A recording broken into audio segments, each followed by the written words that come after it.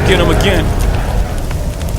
Welcome back to the Robe Zoe channel. I'm your host Mark, and on the docket today we have an unboxing first impression video on the brand of Jesus del Pozo, and this is part of the Halloween lineup. This is the originator on the women's aisle, Halloween for women.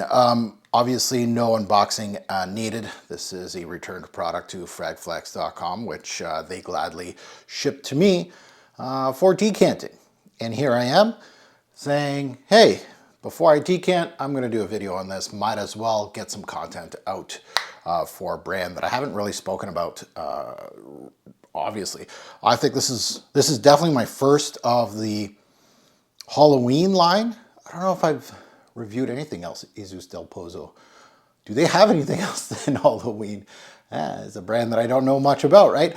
This is a popular brand in the cheapy aisle. You'll see the TJ Maxx fragrance reviewers and stuff like that talking about Halloween, and they're usually based on more popular scents. From what I see, I might be wrong, but let's see what they can do in the women's aisle with the violet looking juice. Now, before you get into anything, if you haven't subscribed yet, what are you waiting for? Hit that subscribe button, smash the like button, much appreciated. And all to the ones that have been subscribed, merci beaucoup. Certainly appreciate your support over the years. So let's take a look at Halloween and let's see if this is a scary juice. Now, in the top we got violet, which can explain the violet color of the juice. So this probably is going to be a violet-based fragrance.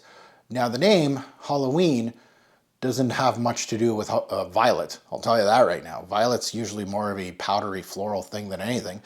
There's C notes in here as well, so that doesn't help the Halloween theme. Banana leaf, petit grain. In the middle we got magnolia, lily, valley, tuberose, pepper. So we got lots of florals, and in the base we got incense, sandalwood, vanilla, and myrrh. So unless the incense and myrrh show up and show up big, I don't know. We'll see. So we'll put on strip first, and then we'll put it on skin as per usual. Pretty good atomizer off this little bottle here. So let's sniff Halloween, a 1997 release, by the way. Oh, this thing is, it's very aquatic, like synthetically aquatic. Ugh, well, not my favorite genre. Anybody that knows me knows I don't like aquatics. It's a watery, ozonic. It's almost like a violet leaf instead of a violet. Violet leaf can give out a watery ozonic green thing, and it's kind of going in that scent profile instead of a violet. It smells very generic, right? Mall scent, synthetic. There's nothing much going on here, honestly. Nothing Halloween based, that is confirmed. This is a spring summer scent profile. Yeah, I'm not getting much more than that out of Halloween. Okay, well, let's put it on skin. Now that's the only thing we can do now. Yeah. Like in the 90s, and I'm starting to notice that, like CK1, we know how popular CK1 was, but Issey Miyake, Kenzo, and stuff like that.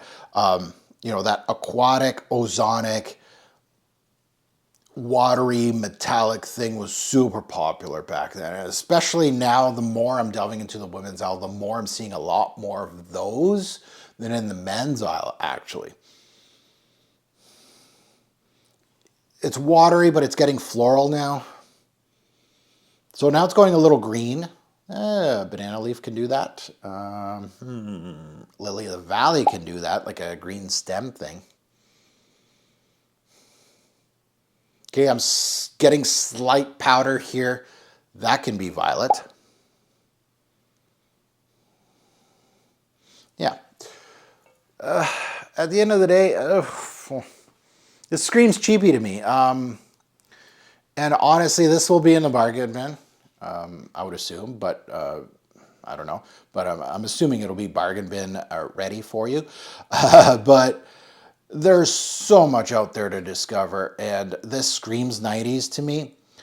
But, you know, with the ozonic aquatic genre, it was super popular back then, and a lot of the popular ones that were more expensive than this back then are in the bargain bin with it. So things like, you know, I just reviewed months ago DKNY Woman, which was a 98, I think, release that was in this lane. I'm not saying violet or violet leaf based, but it was a watery, clean, soapy kind of thing. 360 by Perry Ellis is another one. CK1, of course, another one, among others.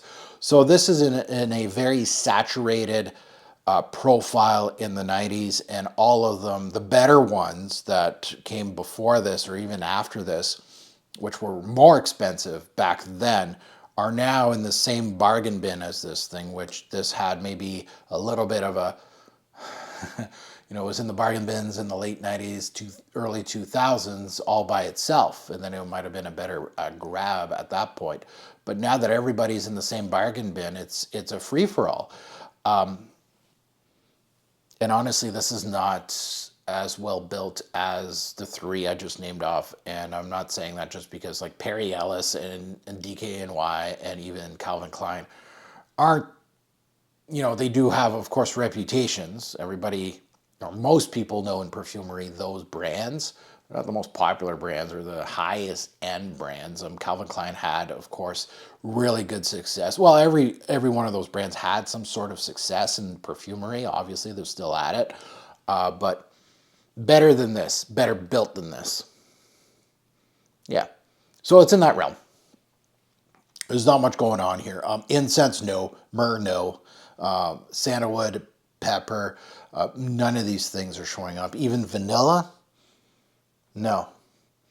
It's a floral, aquatic, ozonic thing with musky back end. That's it. So now this one is available at fragflex.com, probably super cheap too. You can use my code TFG10 and get 10% off site-wide, so you don't have to purchase this or anything from Jesus del Pozo if you don't want to. And that code's great for future purchases because it does not expire. So Halloween for women, yeah, a pass for me personally, at least in this first impression. You never know, maybe in the later dates, but right now, even at bargain bin pricing, you know, there's some that you have to cut.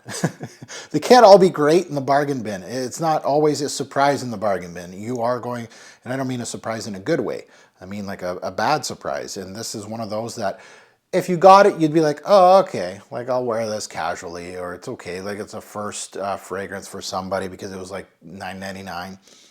It'll do the job, but like that's where the bargain hunters come into play, right? And they find a, let's say 360 Perry Ellis, a 200 ml bottle that I had for 20 bucks, and that'll do you for this kind of scent profile. Now that you're my take, I'd love to see yours in the comments below on Halloween.